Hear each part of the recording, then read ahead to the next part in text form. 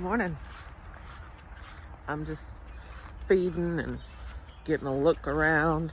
Last night I weeded heavy around the outside of the kitchen garden because it does get weedy out there, and picked a bunch of tomatoes, which I'm gonna can here in a minute.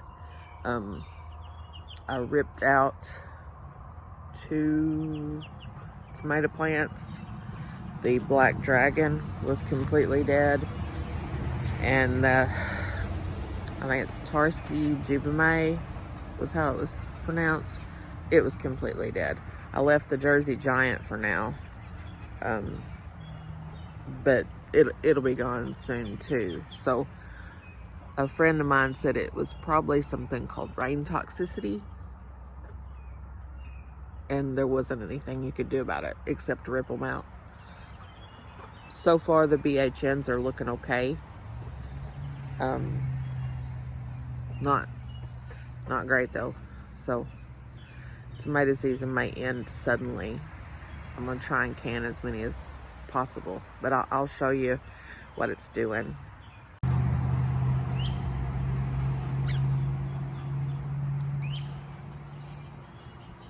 That's what a broody Muscovy hen does.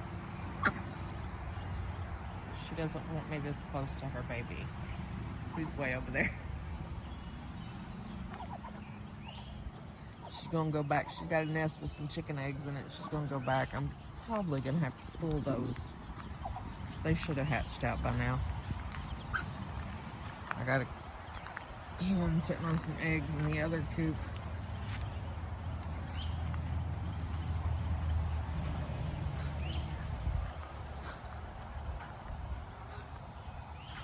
I'm gonna slow down. I don't want her hurrying. Okay, this is the Jersey Giant, and that's all the leaves it has left. So it's not long. The Cherokee, these leaves look just fine 3 days ago. See how they get just wilted down? So I'm trying to leave these out here as long as possible to ripen. That's where the Black Dragon was. This is a Chef's Choice Black. It was just fine, and now I'm starting to see dead branches on it as well. This is the Giant Sicilian Paste. It has that one branch at the bottom. That Cherokee Purple was just fine last night. And every limb has suddenly wilted down and died. So I'll pull the fruit I can off of it this evening, throw it away. It's very discouraging.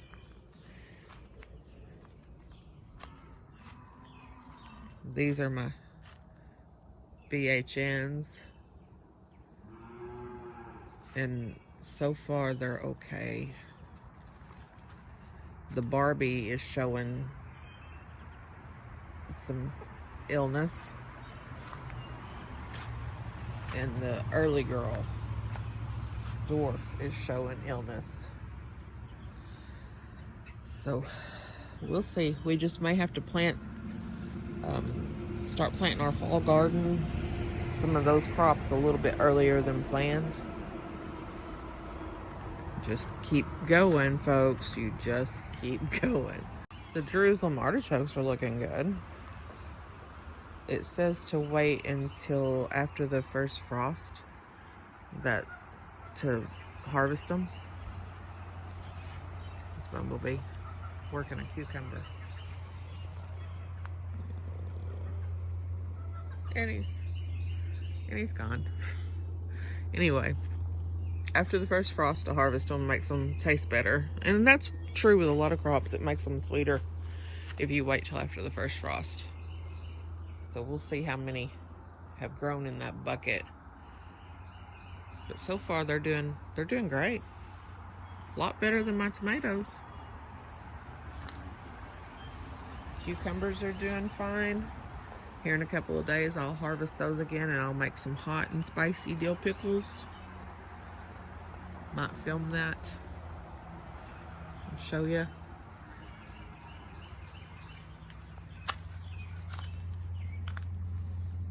Something is eating on my hibiscus.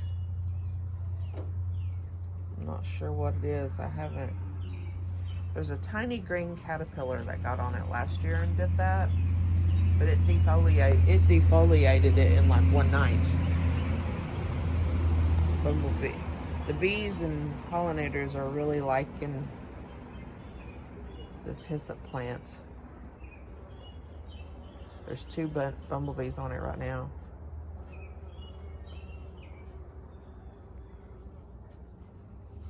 Which is what we want. We want the pollinators to be happy.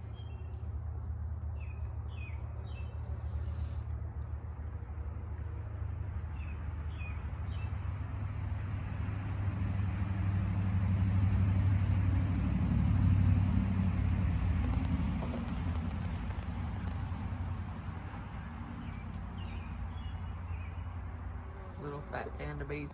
See his back legs? On his back legs, you can see how much pollen he's gathered. He'll light again. You can see the orange. Where'd you go? Okay, there he is.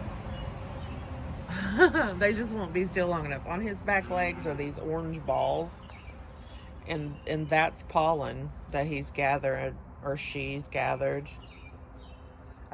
I don't know in bumblebees if it's the same as honeybees.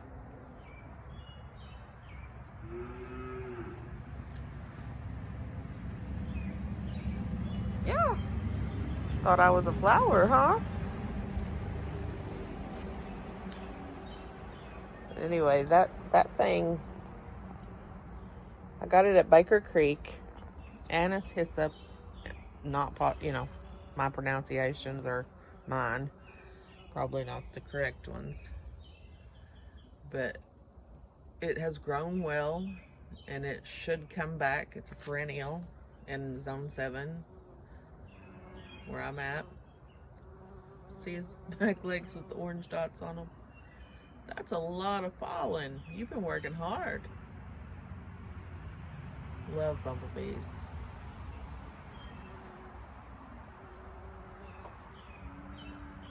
This is chocolate mint, which has taken off really well.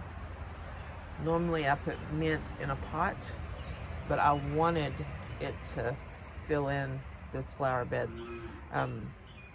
This bed hasn't been growing well, so I wanted to put things that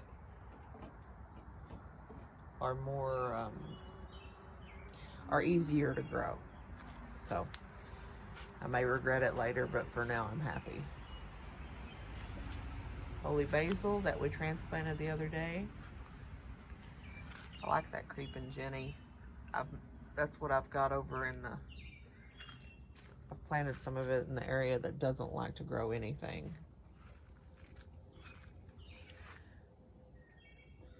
Just a quick pick of a few things. I can hear the guineas this morning. I'm not sure where they're at. There they are. Looks like there's one missing. Which, crossing that highway, it can happen. And I don't know if whoever owns them puts them up at night, but if they don't, something can get them. They do roost in trees usually, but still yet something can get them. I found out they are endemic to Africa. They seem to be acting okay around my chickens. I read that they can be bullies, and I knew that from other people having them. Main reason we didn't want any is how loud they are, but these, now when Tucker got after them, they were loud for a long time. They had got separated, and they were hollering back and forth, letting each other know where they were at.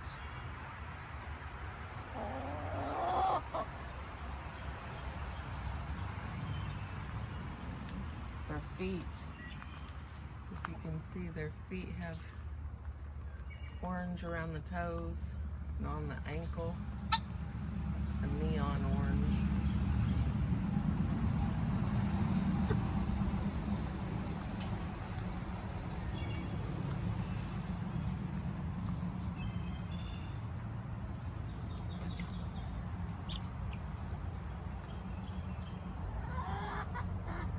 I'm supposed to be canning tomatoes right now. It's early, and I got up to start laundry and can tomatoes. Instead, I'm filming guinea fowl.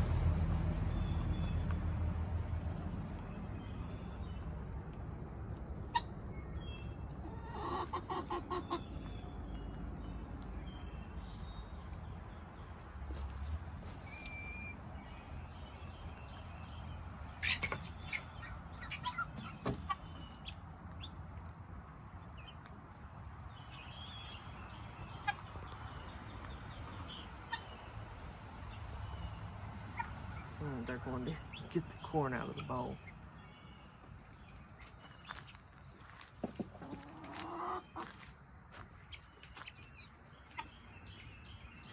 Yep.